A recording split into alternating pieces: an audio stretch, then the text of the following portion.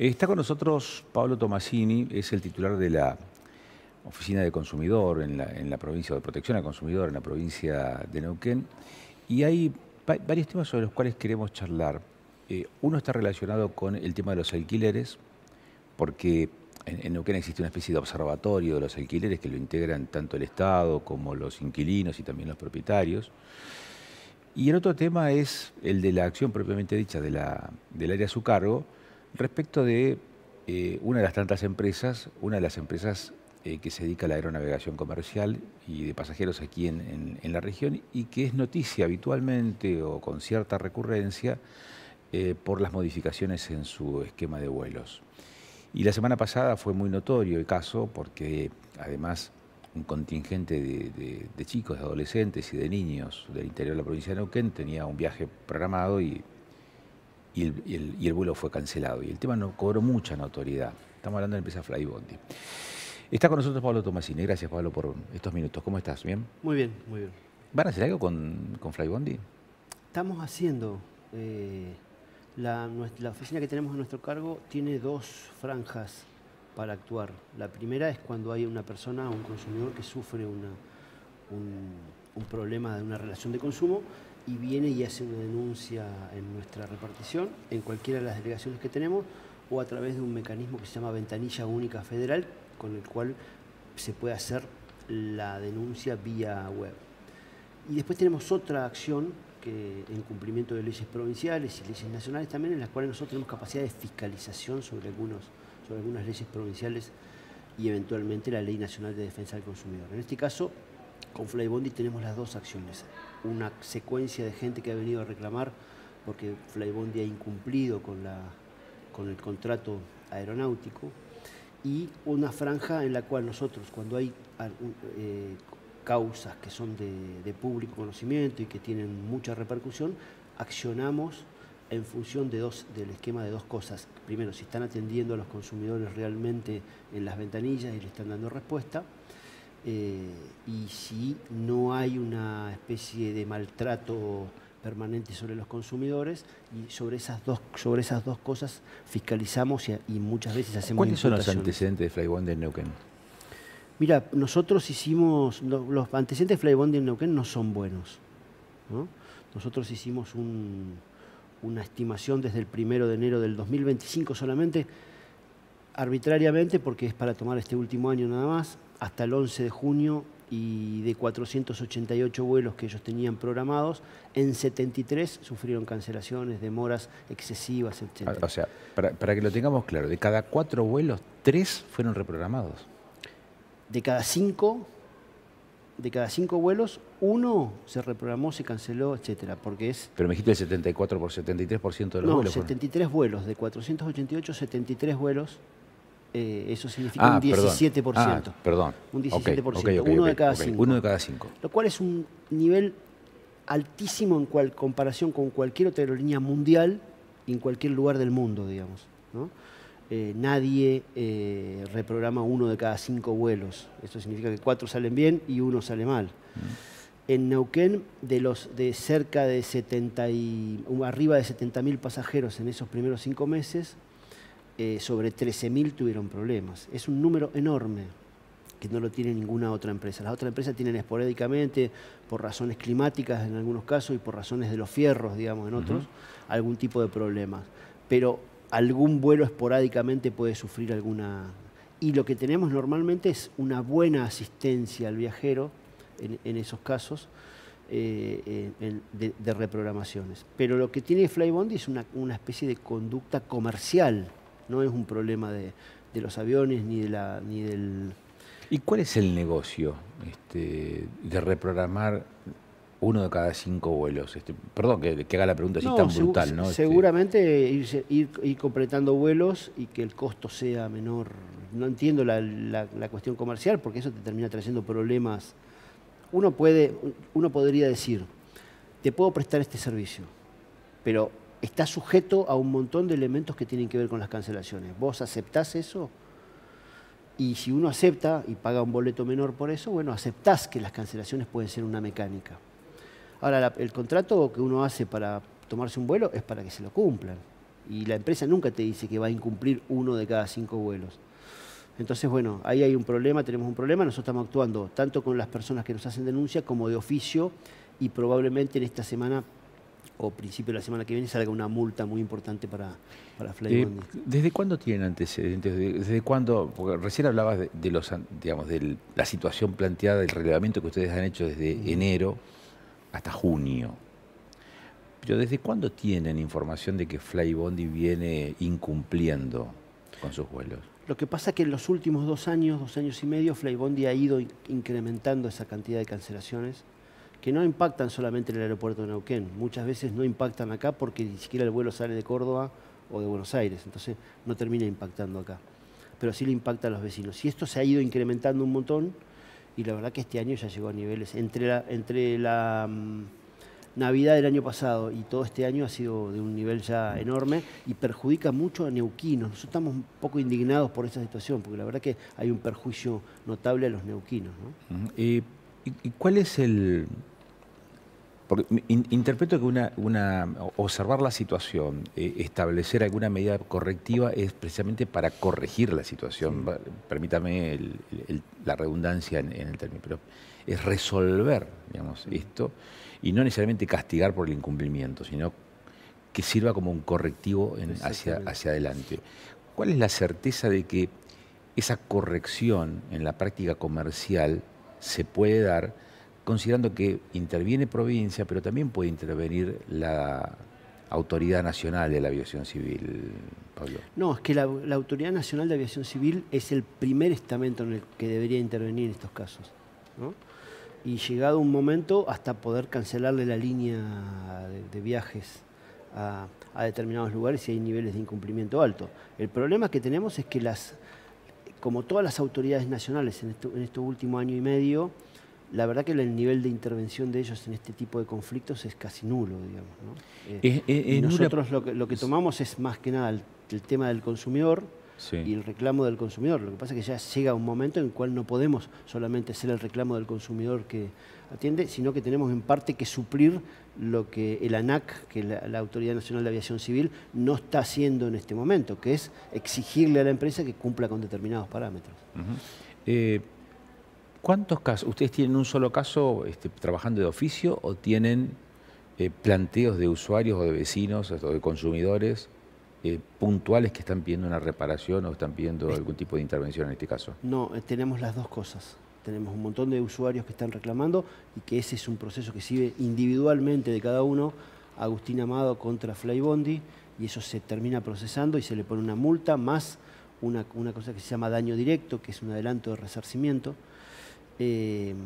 Y después tenemos también el reclamo por la actuación de oficio de la provincia, que ese va a ser la multa más potente, digamos. Pero estamos poniendo multas de 8 millones, de 10 millones de pesos para situaciones individuales. En el campo se solía decir, yo voy a decir más, no tan coloquialmente, ¿no? Pero de acuerdo a la anatomía son los azotes. Sí. ¿Acá también vale eso? Digamos, ¿depende el volumen de negocio, el tipo de empresa, es la sanción disciplinaria? ¿O es una sanción de X, digamos, monto que ya está establecido de manual? No. Depende la responsabilidad social que la empresa tenga y el impacto social que la empresa tenga. ¿Cómo se mide eso? Y el nivel y eso se mide en función de la responsabilidad que en un esquema social tiene. No es lo mismo un mercadito de barrio que un supermercado de grandes dimensiones. Claro, precisamente, ¿no? Por eso, entonces, ¿no? ¿Cómo hace para calcular una sanción a una empresa Flybondi, por ejemplo, que te vende un pasaje, no sé, un pasaje de valer entre 100 y 400 mil pesos? ¿Qué sé yo? Sobre el impacto económico que puede tener, vamos calculando los resortes de la cantidad de canastas básicas alimentarias que nosotros le ponemos como sanción, ¿no? Insisto, a un negocio más chiquitito, por ahí contemplamos otras razones, otras cosas, posibilidades de errores, etcétera, porque puede pasar.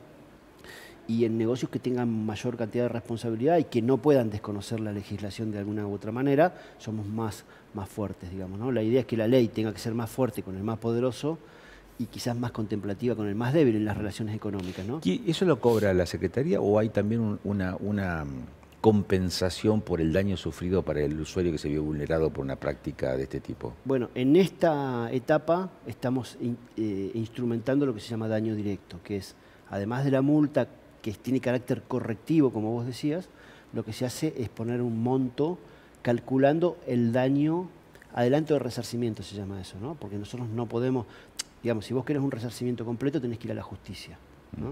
Si vos decís, me afectó de esta manera, me afectó psicológicamente, esas son cosas de comprobación que nosotros como entidad administrativa no las tenemos, digamos, ¿no? Entonces tiene que actuar la justicia en ese caso, que tiene todas las herramientas para hacerlo. Pero como en muchos casos la gente no va a la justicia por causas que sean de menor cuantía, ¿no? Porque tenés que pagar una carta de documento, tenés que ir a ver un abogado, todo eso tiene un costo a veces que es más grande que el que vos necesitas reclamar, lo que nosotros hacemos es poner un adelanto de resarcimiento objetivo, el pasaje de avión que perdiste, objetivamente por lo menos tener un adelanto de resarcimiento en estos casos. Pongo el ejemplo de los chicos que se fueron en este caso de Cutralcó, que fueron a competir a Brasil, que fue muy renombrado en este último episodio que tuvo Flybondi. Y en ese caso nosotros lo que vamos a poner es la estimación de cuánto salía el viaje y ¿Qué les dijo la empresa? ¿Ya le han comunicado a la empresa? ¿Ustedes se le ha comunicado a la empresa digamos, la acción esta posible que se vaya a tomar con ellos? No, no. Para que presenten algún tipo de descargo, digo, alguna... Lo que nosotros hacemos es presentar una imputación y en función de esa imputación ellos hacen el descargo. Pero ¿Le han comunicado a la gente? Me lo comunicaron ellos ayer, que porque se victimiza a Flybondi diciendo ustedes nos maltrataron en el aeropuerto, entonces nunca más van a poder viajar por Flybondi.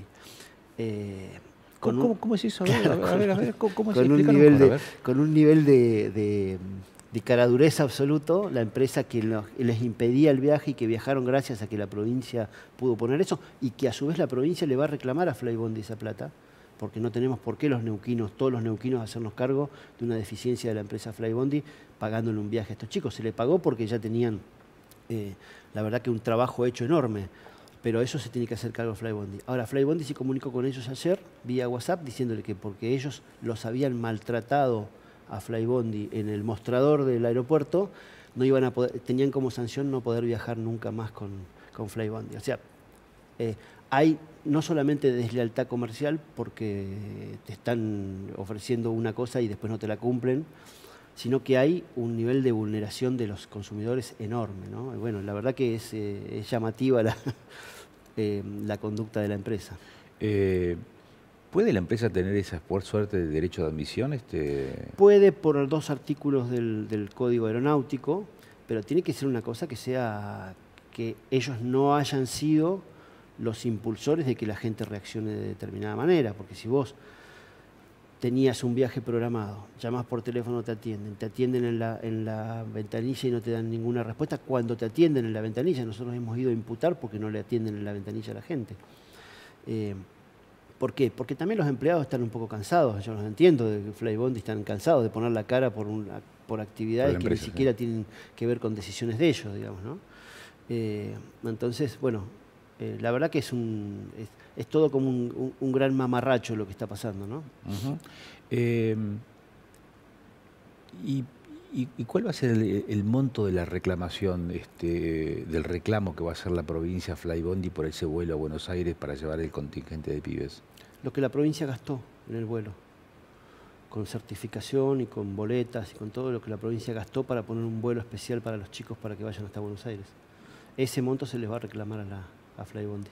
¿Más algún tipo de...? ¿También la provincia les va a reclamar algún tipo de adelanto por resarcimiento, ¿no? El resarcimiento que se va a pedir es lo que la provincia gastó en concreto. Después viene toda la parte que estamos haciendo nosotros, que es la parte de la multa específicamente, la imputación. Ellos han tenido su posibilidad de defensa, la defensa ha sido muy floja, digamos, entonces bueno, van a ser multados. No te podría decir el monto en este momento porque están haciendo los cálculos, pero van a ser multados. ¿Es un caso atípico en comparación con las otras aerolíneas, sí, Pablo? Sí, notablemente sí. Insisto, estamos hablando de... A veces la diferencia entre complicado y complejo es difícil de entender, digamos, ¿no? Que vos compres un pasaje, que el vuelo salga y que llegues a tu destino es una cosa simple, ¿no? Que funcione un avión es una cosa complicada, ¿no? Es complejo el entramado, el combustible, los motores, Si hay fallas en eso, uno puede entender que haya reprogramaciones, que haya cambios. Lo que no se puede entender es cuando es por cuestiones de estrategia comercial. Y lo que tiene Flybondi claramente es una estrategia comercial. ¿Qué le pasa a las otras compañías? Tienen a veces problemas con los aviones, tienen a veces problemas climáticos, y eso puede pasar y todo el mundo lo entiende, por lo cual no hay grandes cantidades de reclamos respecto de las otras compañías. A ver, si entiendo esto de la política comercial, es decir, vende menos vuelos, vende menos pasajes de los que necesita para sostener y hacer autosustentable un vuelo, ¿eso me querés decir? La estrategia comercial es, si no logro llenar un vuelo, paso a toda esa gente al día siguiente porque tengo otro vuelo el día siguiente y completo el vuelo que tenía. Ellos largan una lista a vender y si venden poco, cambian y salen otro día. Lo que pasa es que te cambian en el momento, si a vos te avisan con una semana de anticipación, que vos puedas reprogramar, rearmar, etcétera, bueno, es una cosa. Pero bueno, no, lo hacen a último momento, cuando la gente tiene muy pocas posibilidades de responder de otra manera, ¿no? El reclamo de este contingente, del contingente de chicos que fueron al campeonato de taekwondo, es además para que se les reintegre el monto invertido en pasajes, en la compra de pasajes, que después no viajaron por Flybondi, sino que lo hicieron por claro, la provincia, es que se les reintegre más el daño. Nosotros lo que estamos haciendo es, ellos presentan la denuncia de incumplimiento y nosotros aplicamos ahí una multa a Flybondi respecto a esto. Y además el reclamo de lo que la provincia gastó para que ellos llegaran y tuvieran la combinación de vuelos que ya tenían programada. Así que esa combinación de vuelos desde Buenos Aires a Río de Janeiro se hizo bien porque el avión desde Neuquén llegó. Lo que le vamos a cobrar es la facturita que le salió a la provincia mandar esos chicos hasta Buenos Aires. Alquileres. El monitor de alquileres. ¿Va a resolver algo o acerca posiciones nada más? Enlaza y busca políticas públicas pequeñas que vayan haciendo que la gente tenga mayor cantidad de facilidades. No tenemos ley de alquileres ya en este momento, no hay. Ha quedado sin efecto por la ley base, se ha quedado sin efecto la ley de alquileres, por el decreto de necesidad de urgencia 7023. 70. Y lo que termina pasando es que al no haber una normativa, ¿nosotros qué hacemos? Primero largamos una guía de alquileres, tratando de no suplantar la normativa, porque la normativa no se suplanta, pero sí tratando de poner como reglas de juego entre todos los sectores que participamos del monitor de alquileres. Las inmobiliarias, los martilleros, los inquilinos, el Estado, el CONICET haciendo determinados mapas de calor. Entonces, a partir de ahí armamos un bagaje de políticas públicas posibles. ¿Por qué es un problema el tema de los alquileres en Neuquén? Porque es un problema en general en todos lados el tema de los alquileres. Y en Neuquén masivamente porque tenemos dos condiciones. La primera es que se ha frenado la construcción de viviendas por parte del Estado, masivas como se hacían en otro momento. Y Pero eso viene de hace décadas. Hace 10 años el freno más fuerte fue más o menos hace 10 años. Se suplantó en algún momento con una era la de el plan Procrear en algunos lugares, pero masivamente se paró la construcción de viviendas de grandes barrios populares. Y en segunda instancia porque Neuquén recibe, pongo un ejemplo del registro civil del año pasado, se recibieron inscriptas en el registro civil 22.000 personas. Eso significa que se deben haber venido varias más que no estaban con cambio de domicilio, pero 22.000 personas son, no quiero errarle los cálculos, pero unas 2 cenillosas más o menos por año, en un año que se te viene a vivir a Neuquén. Eso implica más de 6.000, 8.000 chicos que vienen a vivir a Neuquén.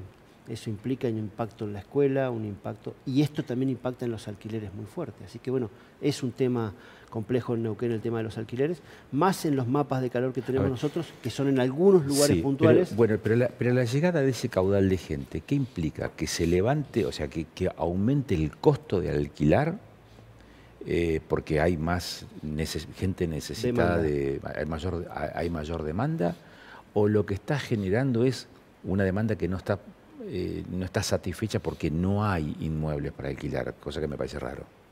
No, inmuebles para alquilar hay, Okay. pero también tenemos una franja que ha derivado al alquiler temporario de departamentos, digamos, ¿no? Por día, Sí. porque eso le reporta más. Entonces, el impacto es en varias cosas, los cambios que tenemos de casas que antes se alquilaban o departamentos, mayormente en edificios que antes se alquilaban y hoy pasan a alquiler temporario. El impacto ese es un impacto fuerte, básicamente en Neuquén Capital y en la zona ¿Eso lo tienen cordillerana. medido eso, Pablo? Está bastante medido, hay un registro que está armando el Ministerio de Turismo en este momento. En este momento se está armando ese registro, producto de una ley que sancionó el gobernador, que a propuesta del gobernador Rolando Figueroa se sancionó y se reglamentó el año pasado. Ese registro se está construyendo y eso nos va a permitir tener un mapa mucho más fuerte. Segunda encuesta vamos a hacer este año, entre los meses de septiembre y octubre, de inquilinos, mejorada de lo que se hizo el año pasado. Seguimos con 2 políticas públicas del Banco Provincia, que es un adelanto para que la gente pueda alquilar. Ese monto que tenés cuando tenés que ingresar es un monto sustancial, digamos, casi 3, 4 veces el alquiler a veces. Hay un préstamo específico del Banco de la Provincia respecto de eso y otro seguro de caución que el Banco de la Provincia tiene para suplantar garantías muchas veces, que a veces te cuesta alquilar porque no tenés las garantías suficientes para alquilar. Bueno, el Banco Provincia tiene una política pública respecto de eso. Y en estas cosas vamos trabajando permanentemente, vamos a empezar a trabajar con la universidad y el Estado provincial en verificar la posibilidad de hacer alguna residencia universitaria un poco más fuerte, con algún esquema muy responsable en la provincia de Neuquén, pero ya es una política a mediano plazo. No es de inmediato. Y el costo de los alquileres, vos decías recién, no tenemos ley de alquileres, lo que sí existe una norma, que es el Código Civil y Comercial de aplicación. ¿Por qué advertís que es insuficiente o en todo caso no termina de resolver, digamos, esta temática de los alquileres? Porque muchas veces el mercado no termina de tener responsabilidad social. El mercado es el mercado. Y si alguien está dispuesto a pagar 2 millones de pesos por un departamento, como pasa en Anielo, porque hay insuficientes departamentos y porque hay una franja de la población que tiene posibilidades de pagarlo, porque vive del petróleo, eso lo determina el mercado directamente y ahí nosotros no podemos tener ninguna intervención si no tenemos un instrumento legal que te permite intervenir. ¿Nosotros qué hacemos? Y sugerimos, pero el dueño del local es el que pone el valor del... Si lo pone a 10 millones de pesos y no se lo van a alquilar, entonces lo va a tener vacío. Entonces va buscando en función del mercado el valor que tenga. Y ahí nuestras intervenciones son... es esta mezcla que a veces decimos de políticas públicas entre el sector público y el sector privado que vaya orientando. La incidencia de las políticas públicas puede participar en algún momento para que esos alquileres bajen. Y eso es lo que está haciendo el gobernador de la provincia con un fondo específico para la construcción de viviendas, pero estamos hablando de políticas de mediano plazo y de largo plazo, ¿no? Para construir viviendas o para otorgar créditos para la construcción de viviendas. Lo que más rinde en todos lados y de todas formas es que haya loteos con todos los servicios, porque hay un entramado de gente que empieza a construir directamente, ¿no? Y que a veces tiene la posibilidad de hacerlo, o si no tiene la posibilidad individual, la familia le da una mano y le ayuda, y al principio se hace una cosa chiquitita y después va incrementando. Esa fortaleza es la que tenemos que volver a ganar en Neuquén, y eso, por supuesto, que se está trabajando muy fuerte con el fondo de recupero de las casas del instituto. Era una cosa ilógica que la gente pagara 4.000, 3.000, 5.000 pesos de valor mensual por una casa, los que la pagaban, porque el Estado no les reclamaba. Es ilógico, ¿por qué? Porque le impide a otro tener el fondo necesario para tener una vivienda. Así que bueno, las políticas son varias que se está haciendo el gobierno de la provincia, pero todas van a tener impacto en un momento determinado. Hoy hay una especie de crisis en el acceso a la vivienda por alquiler.